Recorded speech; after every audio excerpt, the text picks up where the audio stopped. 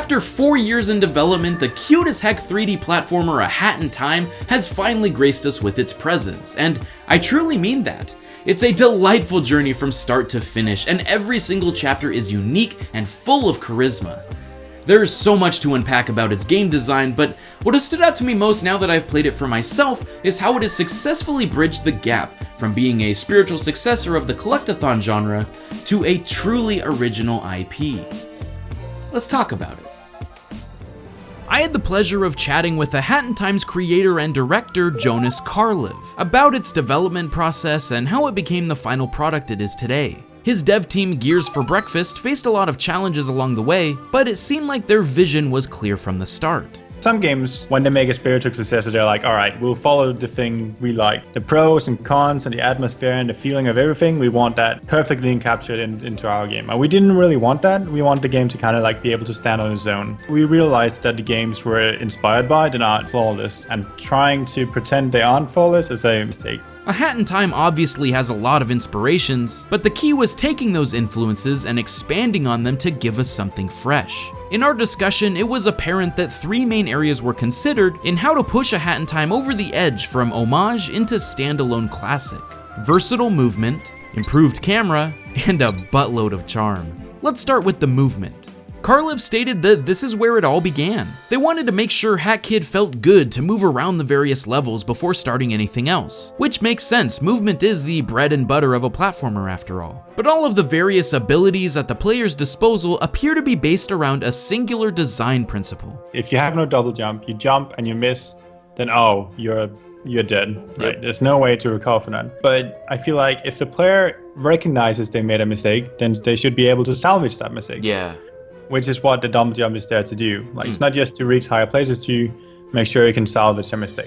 A Hat in Time's movement is about more than just what feels good. Its goal is to give the player as many options as possible for fixing mistakes and chaining moves together to traverse stages. A lot of our moves can connect into each other. Like, you can do a double jump, dive cancel to a hat ability, for instance. A lot of people might think that our moveset is very small, but I think that we designed that on purpose because we wanted to focus on just a few moves and how much those moves can connect and intertwine with each other to create interesting movesets. And there certainly is a lot more under the hood in A Hat in Time than originally meets the eye. While a double jump, dive, and wall climb might seem relatively basic, you can get a third jump by canceling out of a dive. And this is actually taught in one of the missions. The devs want the player to have as many choices for mobility as they can. Furthermore, there's complex secret mechanics that, while not explicitly told to the player, could be found by a more attentive audience. If you hit jump just as Hat Kid touches the ground from a dive, she'll quickly bounce back up with an insane speed boost. You can also recover from a large fall by pressing the same button as you land, similar to teching in Super Smash Bros. Not only could this lead to completing a level extremely fast when combined with the sprint cap, it further demonstrates the team's focus on what feels satisfying,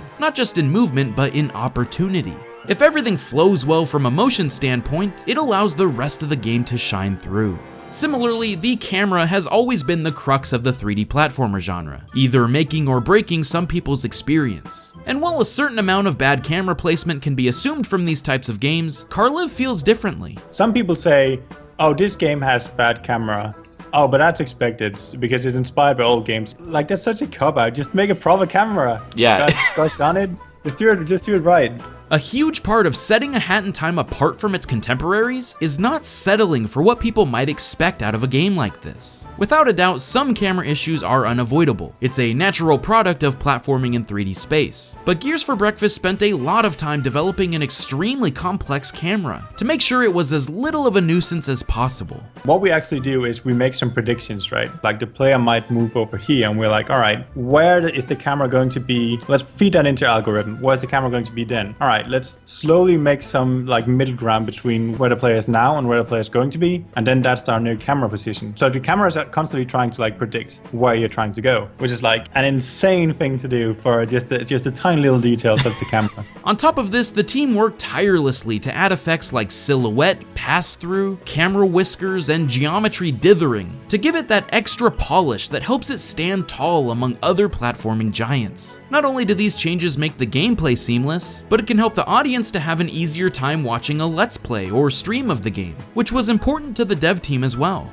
While it was a headache to develop, Karliv thinks it was worthwhile. I don't blame anyone for just taking the easy way out, but we really wanted that to be solid, because the moment you feel you're out of control, especially with the camera, that's when you're getting hit by a brick wall, because you lose control of your character, which is awful.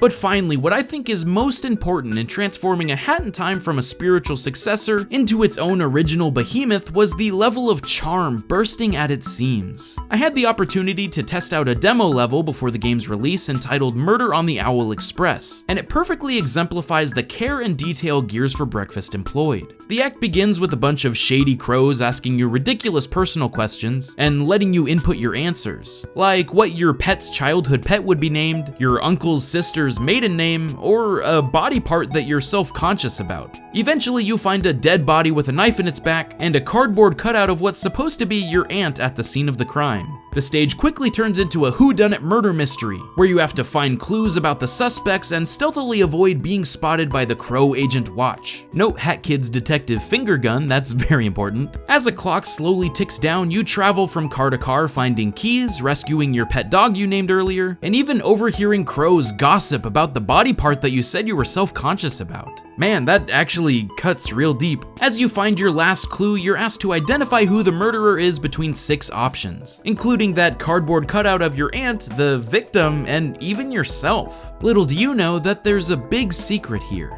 Spoilers for everyone who hasn't played the level yet. Every ending is correct. Like, no matter which one you pick, it's the correct answer. And every time someone plays the level for the first time, they're like, I knew it. I knew that was the one. The one I picked, that's the right one. Yeah. Who you pick doesn't really matter too much. What matters is you had fun along the way. Exactly. From a game design perspective, the journey is more important than the destination in this chapter. The time limit isn't actually counting down in real time, but rather triggers when you enter certain rooms. And it doesn't matter which suspect you choose, it'll give you a comical outcome either way. The crazy thing is, every world has a memorable act like this, and tries to inject as much personality as possible. Yeah, we try to make it as fun as possible. That's really what it's about. It's not just about, platforming. It's not as hardcore, well, you have to jump this, and you have to jump over here. It's about having fun, and that's really what we're all about. Over the course of A Hat in Time, you'll go from a seaside town controlled by the mafia, to a parade on the rooftops, to a haunted mansion. And seriously, it's actually really terrifying. And making sure you never tread the same ground twice was paramount to Karliv and his team.